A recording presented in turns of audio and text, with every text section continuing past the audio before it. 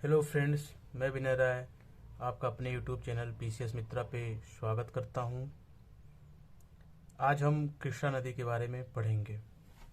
मेरा पिछला वीडियो गोदावरी नदी पे था। अगर आपने उसे नहीं देखा तो जाके देखिए, ताकि गोदावरी नदी के बारे में जो भी आपके डाउट हों क्लियर हो सकें। तो चलिए कृष्णा नदी शुरू करते हैं। कृष्णा नदी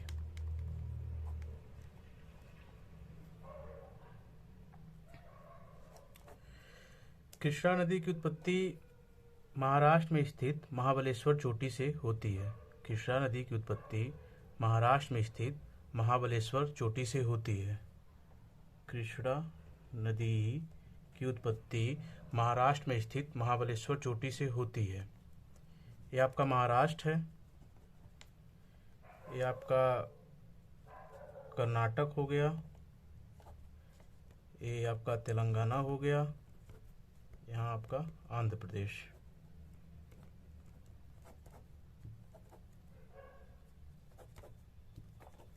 तो कृष्णा नदी की उत्पत्ति महाराष्ट्र में स्थित महाबलेश्वर चोटी से होती है। महाराष्ट्र में कुछ दूर दक्कन ट्रैप में प्रवाहित होती हुई आगे बढ़ती है, जहाँ इसके बाएं तट पे कोयना नदी आकर इससे मिलती है।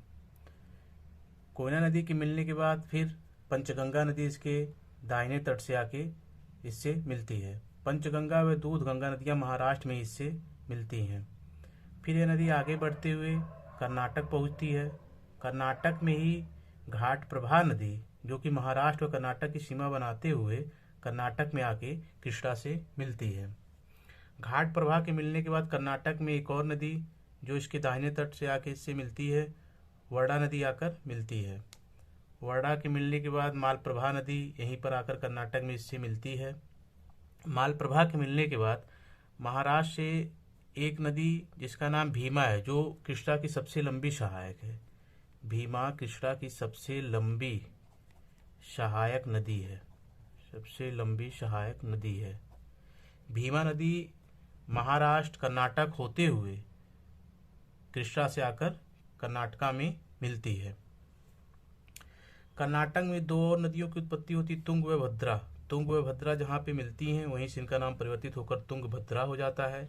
और तुंगभद्रा नदी कर्नाटक से होते हुए तेलंगाना आंध्र प्रदेश की सीमा बनाते हुए आंध्र प्रदेश में जाकर कृष्णा से मिलती है।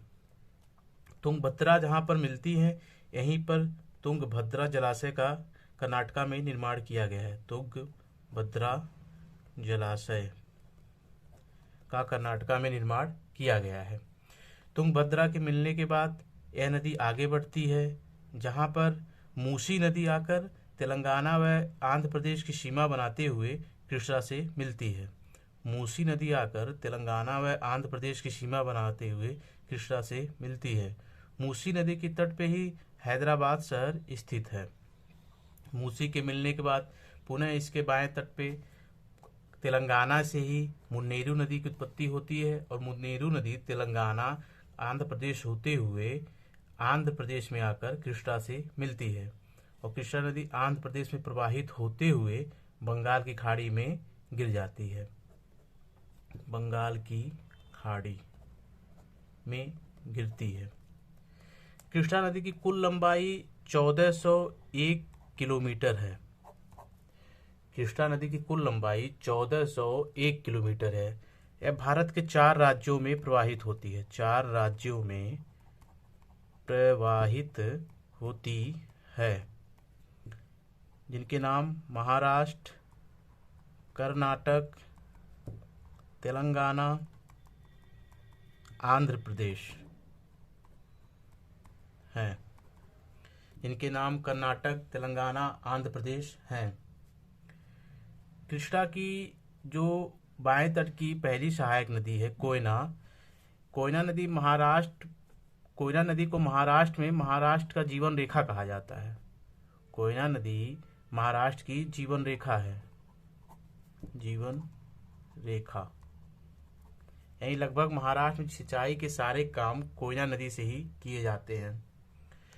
आगे हम कृष्णा नदी पे स्थित परियोजनाओं के बारे में पढ़ लेते हैं। परियोजना। कृष्णा नदी पर कर्नाटक में अलमाटी परियोजना है, ये बहुत फेमस है, हर एग्जाम में लगभग पूछता है। कृष्णा नदी पर कर्नाटक में अलमाटी परियोजना है।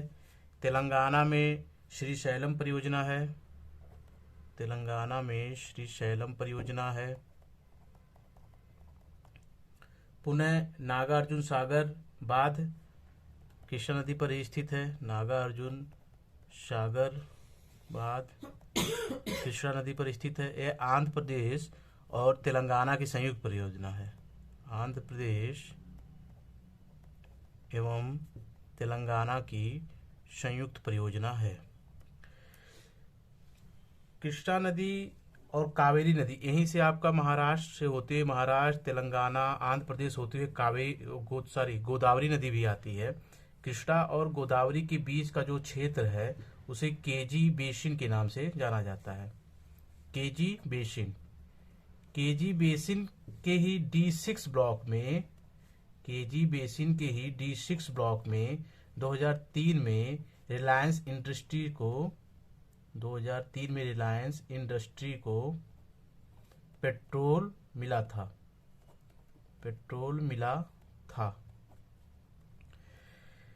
कृष्णा और गोदावरी के बीच का जो क्षेत्र है उसे केजी बेसिन के नाम से जाना जाता है और केजी बेसिन के D6 ब्लॉक में 2003 में रिलायंस इंडस्ट्री को पेट्रोल मिला था। कृष्णा नदी प्रायद्वीपीय भारत की दूसरी सबसे लंबी नदी है। प्रायद्वीपीय भारत की सबसे लंबी नदी गोदावरी है, जिसकी लंबाई 1465 किलोमीटर है। मैं अपने पिछले वीडियो में गोदावरी नदी के बारे में पढ़ाया हूँ। उसके बाद प्रायद्वीपीय भारत की दूसरी सबसे लंबी नदी कृष्णा है, जिसकी कुल लंबाई 1401 किलोमीटर है। भारत के 4 राज्यों में प्रवाहित होती है, महाराष्ट्र, कर्नाटक, तेलंगाना एवं आंध्र प्रदेश।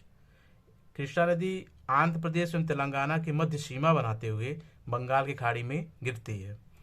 आंध्र प्रदेश एवं तेलंगाना की मध्य सीमा बनाते हुए बंगाल की खाड़ी में गिरती है। यहीं पर हमारा कृष्णा नदी समाप्त होता है।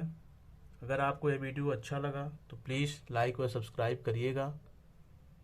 नमस्कार।